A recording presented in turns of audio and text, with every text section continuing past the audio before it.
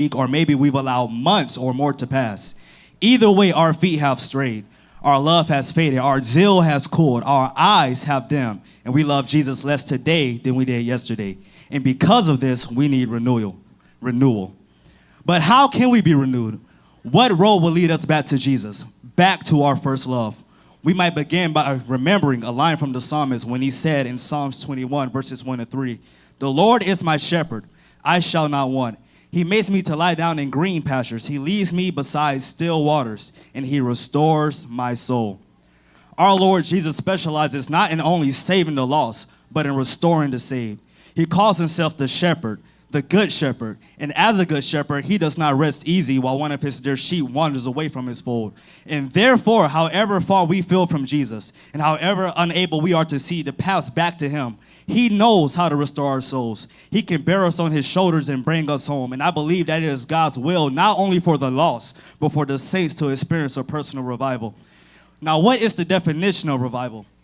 To be revived or to experience a revival means to impart new strength and vigor into a person or thing, to bring back to life, to return, to impart new strength or vigor, to restore to consciousness or life, to become invigorated, a reawakening, a restoring back to use after a period of being forgotten, unused, or inactive, an improvement in the condition or strength of something. God wants to restore his people. God wants to strengthen and reignite that fire in us. But there are some things that we have to do first, and this leads me to my first point. Remember. Revelation chapter 2, verse 5 says, "Remember therefore from whence thou art fallen, and repent, and do the first works, or else I will come unto thee quickly, and remove thy candlestick out of its place, except thou repent." Personal revival often begins when we remember how far we've fallen, just how far we've wandered away from Jesus. And by remember, I mean truly remember.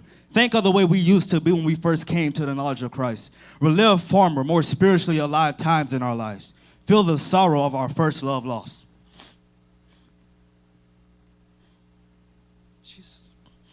Do you remember the way we want to treasure God's word in our heart?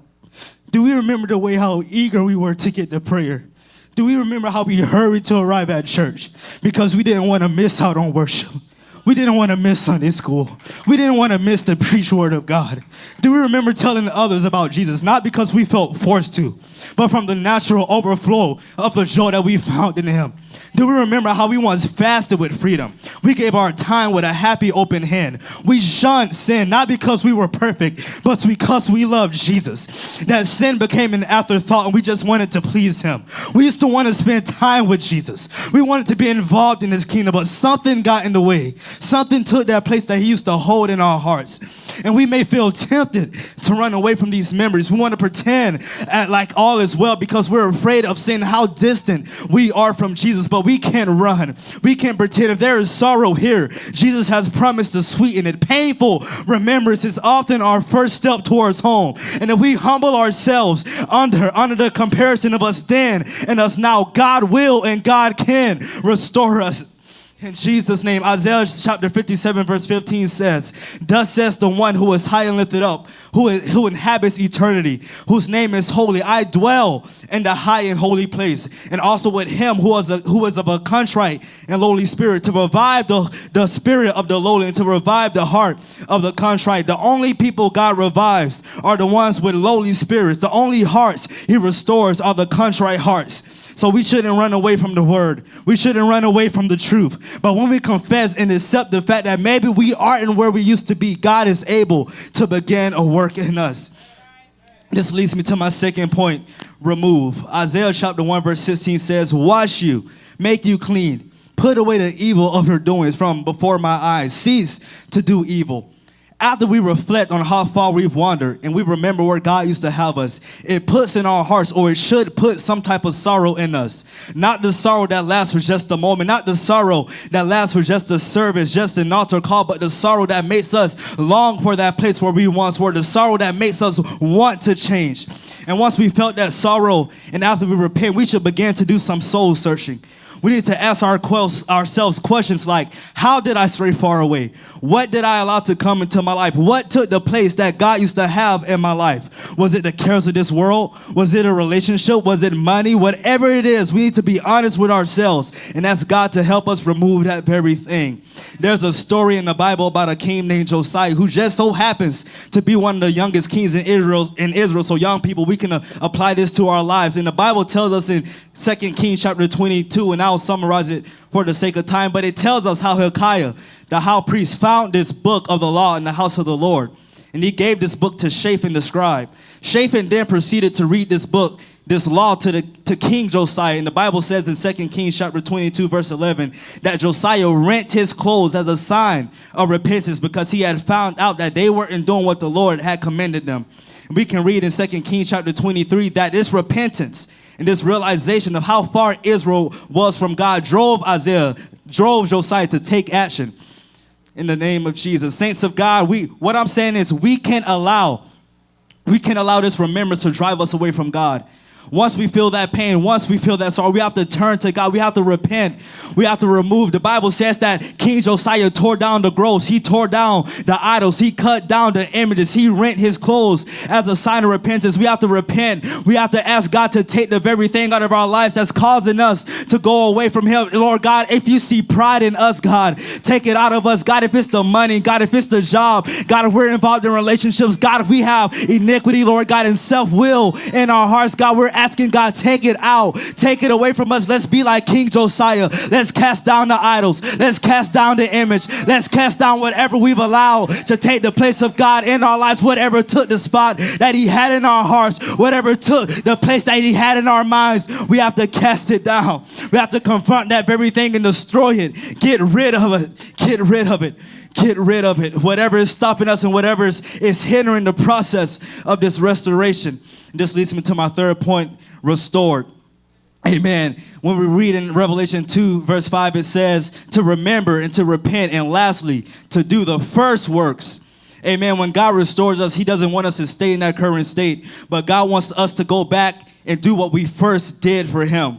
Just as King Josiah not only cleared the land of idols, but he also reinstated the Passover. So we not only remove sins in our wrongdoings, but we restore those holy habits that we've neglected for so long. We do the works that we did at first. Amen. Such restoration has been God's purpose from the beginnings of his dealings with us. Every painful removal was meant to make way for something better.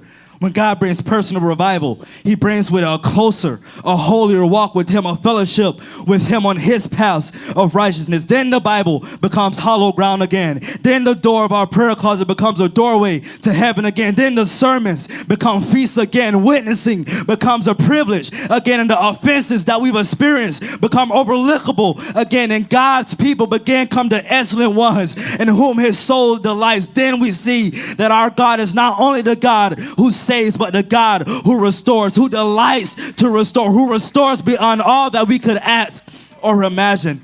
And we can say to ourselves, oh, I've been stagnant for so long, God. Oh, I've been stagnant. I've been backslidden for so long, because the Bible says in Isaiah 66 verse 8, who have heard of such a thing?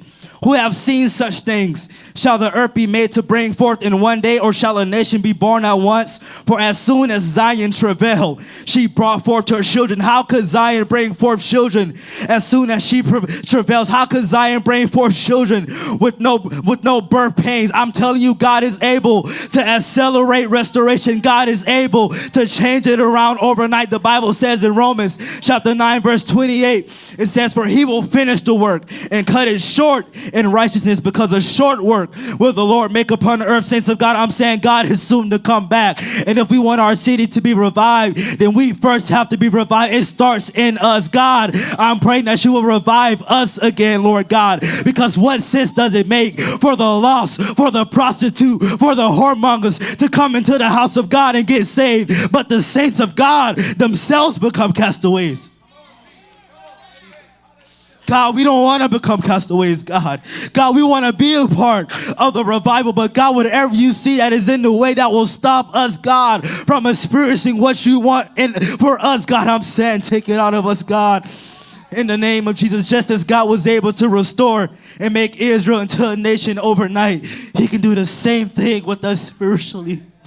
God wants to revive our prayers, our worship, our commitment to him. And when we are revived, then can we truly be effective in this work and in this kingdom. When we are revived, we can then help our city and get involved in a harvest. But we first need to do what Revelation says and remember where we fell, repent, and ask God for forgiveness, and then do the first works. And in doing so, God will revive us again. And when the church is revived, our city will then be revived. So will the Lord revive us that we may rejoice in him again? I'm saying to you that God can, and God will revive us in Jesus' name.